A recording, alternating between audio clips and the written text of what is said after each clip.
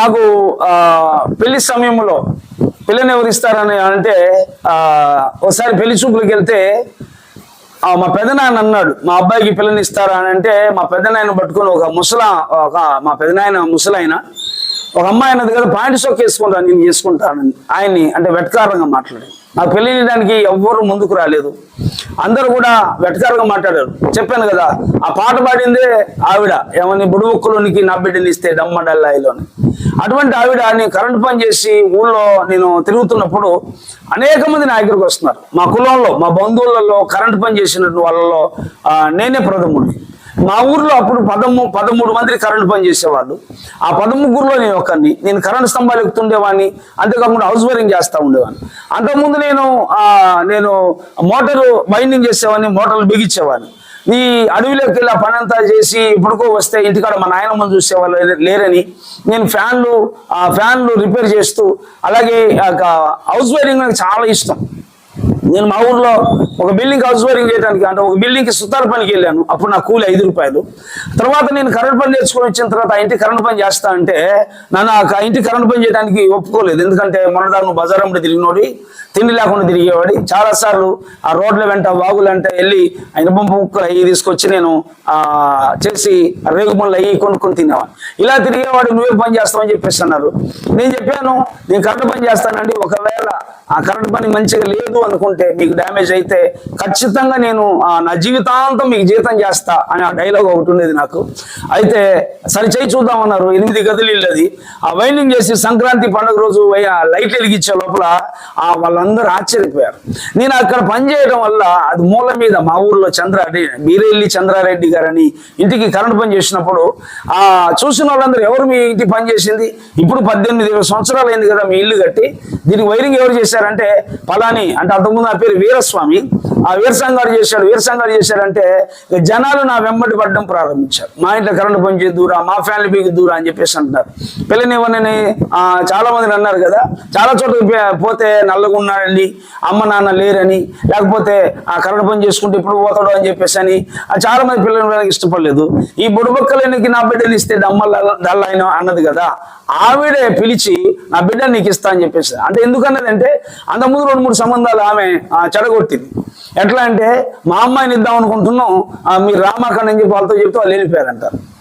నాకు అవర్థ తెలిసి మీ అమ్మాయిని ఇద్దామని అనుకుంటున్నమాట, మరి అంతకుముందు అడిగితే కాదన్నమాట అంటే నీ దగ్గరికి జనాలు వచ్చి పని చేయించుకుంటున్నారు కదా, నువ్వు బాగుపడతావు అనే ఉద్దేశం ఉందని చెప్పేసి అని అన్నారు. వాళ్ళ ఇంట్లో ఎవరు ఇష్టపడలేదు. దాదాపు 6 సార్లు మా దాంట్లో ఏమంటారు అది గాజుల పాతికి అంటారు, యాక్చువల్ పూల పనులు అంటారు. తర్వాత ఇప్పుడేమో ఎంగేజ్మెంట్ అని ఇప్పుడు అంటున్నారు. గాజుల పాతికి అంటే అమ్మాయి అబ్బాయిని కూర్చోబెట్టేసి ఇష్టమేనా అని అడిగి 25 రూపాయలు అమ్మాయికి గాజులకి ఇస్తే వాళ్ళు కన్నం కప్పేవాళ్ళు. అప్పుడు ఎంగేజ్మెంట్ అయిపోయినట్టు. అటువంటి కార్యక్రమం 6 సార్లు ఆపారండి.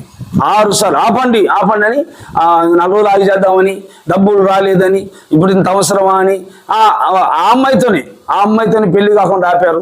తర్వాత నేను ఒకసారి గొడవ పెట్టుకున్నాను, ఇంకోసారి పెళ్లికి నేను రావద్దు, మీరు వస్తే ఊరుకోను అని చెప్పేసి వాళ్ళతో చెప్పి గొడవ పెట్టుకొని నేను అన్నన్స్ చూసి సంబంధం చేసుకుంటాను, మీరు రావద్దు అని చెప్పేసి అన్నప్పుడు ఇక లాభం లేదనుకుని మా అత్తగారు కోటమ్మ గారు వాళ్ళ ఇంట్లో వాళ్ళందరినీ వ్యతిరేకించి అమ్మాయితో మాట్లాడి వెంటనే నేను లేకుండానే పెళ్లికి లగ్గం పెట్టారు. మా అబ్బాయి అంటే నా దగ్గర వర్కర్ వచ్చేసాడు, అన్న నీ పెళ్లికి లగ్గం పెట్టారు అనేసరికి నేనన్నాను, అరే నీకు కూడా జోగ్గు ఉందారా నేనంటే అని వాడిని అమ్మడిపడి కొట్టానికి అమ్మడిపడితే అమ్మతోడన్నా నిజమన్నా అంటే అప్పుడు నా దగ్గర 2 వర్కర్లు పనిచేసేవారు. వాడన్నాడు నిజమన్నా కోటమ్మ అత్తయ్య నీకు లగ్గం పెట్టించింది, నవంబర్ 15వ తారీఖు నీకు పెళ్ళి అన్నా అని చెప్పేసి అన్నప్పుడు నా ఇంట్లో ఏమీ లేదండి. అంతకుముందు అంటే పెళ్ళైన తర్వాత నాకు పుష్కలంగా డబ్బులు ఉన్నాయి, అంతకుముందు నా దగ్గర డబ్బులు లేవు. అయితే నా దగ్గర ఆ ఇంట్లో పెళ్లి కొడుకుని చేయడం కోసం నా దగ్గర ఆ ఇంట్లో ఏమీ లేవు. ఒక పసుపు డబ్బాలో 1/2 చెంచా పసుపు ఉంది, బ్యాండ్ మేళగాళ్ళు ఎవరు లేరు, అమ్మ నాన్న లేరు, అక్క చెల్లెలు లేరు, ఎవరు లేరు. అయితే పెళ్లి కొడుకు చేయడానికి ఎవరు లేరు. ఒక ఆమె బయటికి వెళ్తా వచ్చి లోటాడ పడేసి ఆ పసుపేసి రుద్ది స్నానం చేయరా అని చెప్పేసి అంటే ఏడ్చిన. ఎందుకంటే అది అమ్మ నాన్న ఉంటే నాకు చక్కగా బ్యాండ్ గానా బజానాల మధ్యన చక్కగా పెళ్లి చేసేవాళ్ళు. ఎరచెంచా పసుపేసి రుద్దింది ఇదేనా అని చెప్పేసి అనుకున్నాను. ఆ నవంబర్ 14వ తారీఖు వరకు నా భార్య కోత పనికి వెళ్ళింది, ఆ వరి కోతకి. ఆ 14వ తారీఖు సాయంత్రం 4 గంటలకి ఆమెను పని కలిసి పట్టుకొచ్చారు. ఎందుకంటే పని అంటే చాలా ఇష్టం ఆమెకి. అయితే పట్టుకొచ్చేసి 5 గంటలకు పెళ్లి కూతురు చేసి ఆ 15వ తారీఖు ఉదయం 10:30కు పెళ్లి అయిపోయిందండి. పెళ్లి అయిపోయిన తర్వాత శుభ్రంగా ఇంటికి వచ్చేసాం. ఒకే ఊరు, ఫస్ట్ ఇల్లు వాళ్ళది, 6వ ఇల్లు మాది. నాకు పెళ్ళడానికి కారణం ఏంటంటే ఈ నా దగ్గరికి గ్రామ పంచాయతీ వర్కర్ నుంచి ఎంఆర్ఓ గారు వరకు, నా మామూలు వర్కర్ నుంచి కరెంట్ ఏఈ వరకు, కరెంట్ ఏఈ గారు డైలీ మా ఇంటికి వచ్చి మా ఇంటికాడ కూర్చున్నవాడు. ఎందుకంటే నా వర్క్ను బట్టి నేను ఒక్కరిని వెళ్ళకపోతే 23 రారు. మా బ్యాచ్ లో ఎవ్వరు రారు. వాడు ఇరసంగాడు వస్తున్నాడా, ఇరసంగాడు వస్తేనే మేము వస్తాం అన్నారు. ఎందుకంటే ఏ పనైనా నేను చేసేవాడిని. 103 జ్వరం ఉన్నా సరే ఆ 33 kV స్తంభం ఎక్కి ఆ జంపర్ మెలవాలంటే చాలా కష్టం. సాయంత్రం పూట ఇండక్షన్ వస్తుంది, 33 kV 120 kV క్రాసింగ్ ఉన్న కాడ అది ఎర్తింగ్ వస్తుంది. అటువంటి టైంలో 103 జ్వరంతో కూడా వెళ్ళి స్తంభం ఎక్కిన సందర్భాలు ఉన్నాయి కనుక నన్ను ఖచ్చితంగా తీసుకెళ్లేవారు. అటువంటి ఫాలోయింగ్ చేసి నేను చేస్తున్న పనిని చూసి పట్టుబట్టి మా అత్తగారు కోటమ్మ గారు వారు తన పెద్ద కుమార్తె నాకు ఇచ్చి పెళ్లి చేశారు.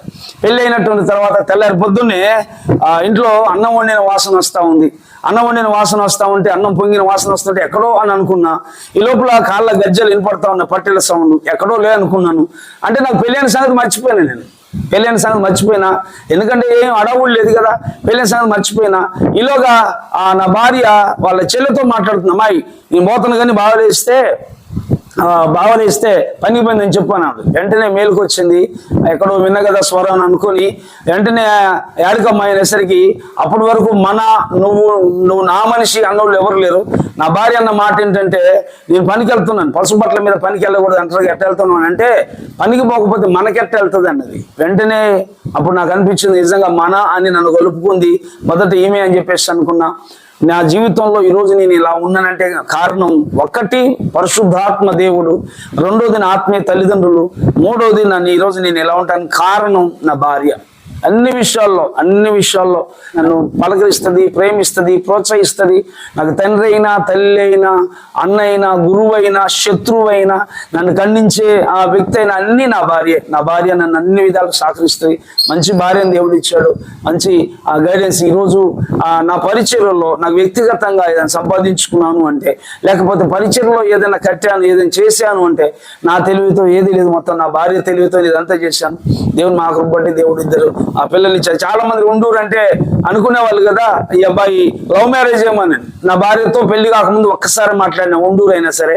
ఎప్పుడు అంటే నేను కరెంట్ డిపార్ట్మెంట్లో పనిచేస్తా ఉంటే కరెంట్ మీటర్ వచ్చింది వాళ్ళకి.